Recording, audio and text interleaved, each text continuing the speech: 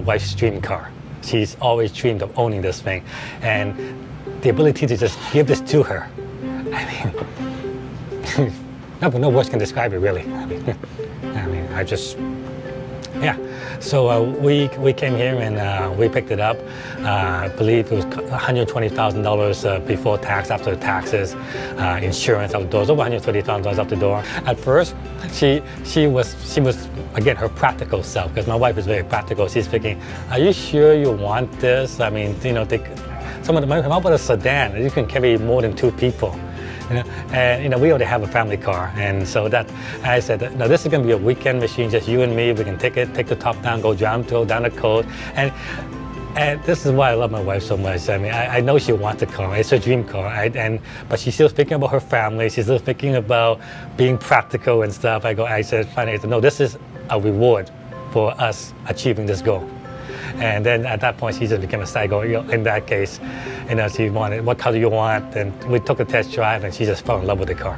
The car has an air vent behind the headrest, and it blows hot air at your neck. So we're driving down, it's a cool night, and we combine it with the hot air blowing across your neck, and it was beautiful. At first, I thought it was a silly option, but it's indispensable. I love it. I love it, and she loves it too. And we turned on the heated seat. Turn on the air score, you know, like only 64 degrees outside. We were nice and toasty warm, top down, moonlights out. Fantastic. This is pretty much it. It's a realization of a dream right there. I mean, you know, something that I dreamed about. It's something I always wanted. You know, I visualized it, and to see it finally happen. I mean, just the smile on my face is just, you know, year to year grin, year to year.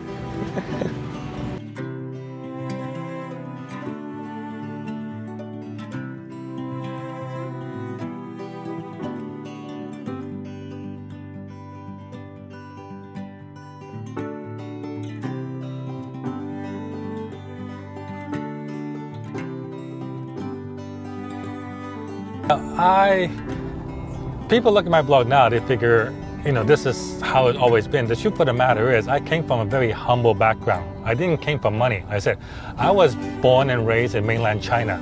I live in a small farming village until I was 7 years old. The house I grew up in had no electricity. It had no running water. We got the water out of a well. It had no stove, and I had no idea what a microwave was. So I didn't came from money. And my family immigrated to Vancouver when I was 7 years old. And I grew up in the downtown east side, which is equivalent to like East LA or the Bronx. It was the poorest neighborhood in Canada. And I was a latchkey kid growing up. You know, both my parents have to work to make ends meet, and I have a little brother I had to take care of. So I didn't came from money, and I grew up in a school of hard knocks. You know, like I didn't go to the best school. It was an inner city school. I said I was a latchkey kid, but I tell you one thing, you know, the reason I am successful is because I listened to my dad. See, my dad said that, you know, he sacrificed everything to, you know, to bring me to a new country to live. And he says, you know, in this new country, you can be anything you want to be, right? And I was just stupid enough to believe him. And typical of an Asian parents. Yeah, he said in this country, you can be anything you want to be. And of course, he wanted me to be a doctor. Typical Asian parent always wants the kids to be a doctor. But I was just stupid enough to believe him. You know, and so growing up, I was always told that, you know, you came from a country where people are oppressed. It was a communist country. But now you're in a country where you can be whatever you want to be. And I just took that to heart. And so when you look at a situation, you know, you can look at it in 2 ways. You can either see a problem, or do you see an opportunity? You know, growing up, I saw nothing but opportunity. You know, some would say my childhood kind of sucked because, you know, I grew up in such a poor environment, and you know, downtown east side is the biggest concentration of HIV-infected people and drug users in the world. Right?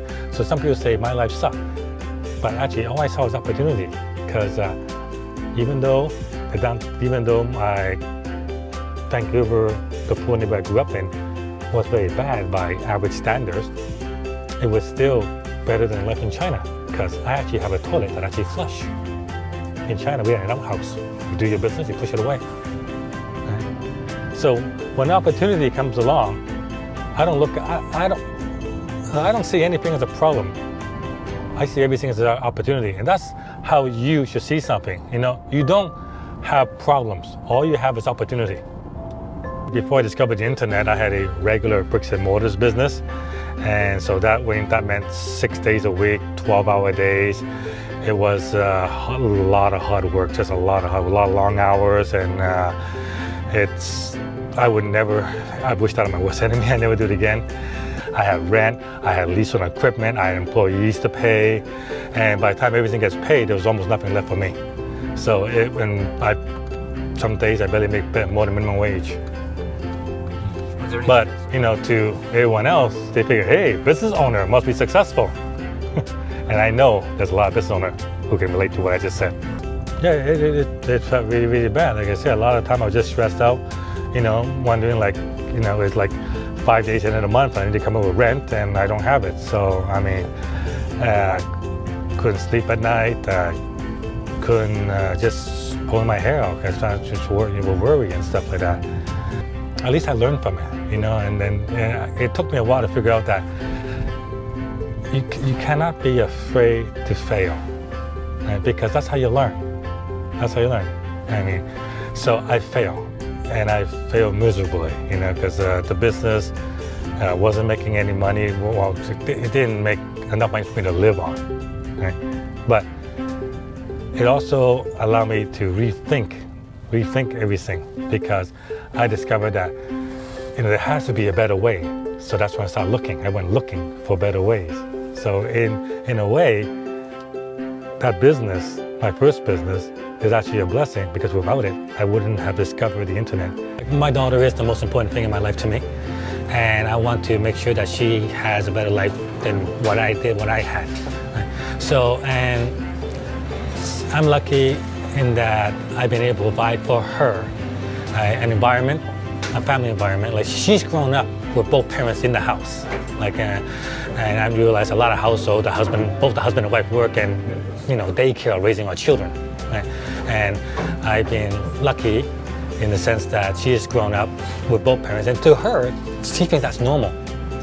And when she talks to other kids in the school and find out that, you know, their parents are not home, and she's wondering, she doesn't understand that.